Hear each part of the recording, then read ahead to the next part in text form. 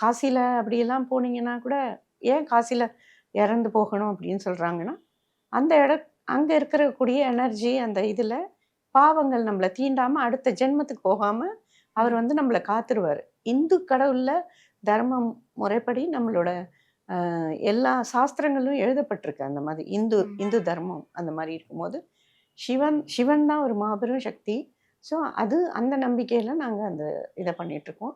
இதை பற்றி பேசணும் அப்படின்னு சொன்னால் நிறைய விஷயங்கள் இருக்குது. ஏன் நீங்கள் சிவனை மட்டும் எடுக்கிறீங்க, சிவனை எடுக்கணும்னா அந்த சிவன் வந்து அவ்வளோ பவர்ஃபுல்லான ஒரு சக்தி, நம்மளை காக்கக்கூடியவர். நம்மளோட இறந்து போனோம் அப்படின்னா அந்த நிறைய மரியாதை உண்டு நமக்கு. அந்த இறந்துட்ட உடனே சில காரியங்கள்லாம் செஞ்சு இது பண்ணும்போது.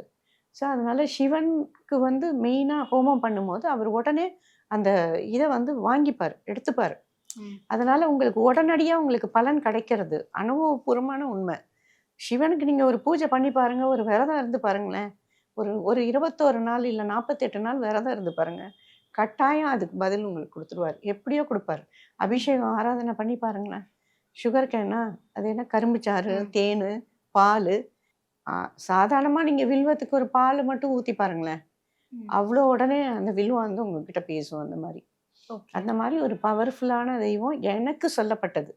நான் எல்லாரையும் குறை சொல்ல விரும்பல, எனக்கு அது தரப்பட்டது. ஸோ அதனால நான் சிவனை தான் எடுப்பேன். முக்கியமாக சிவன் தான்.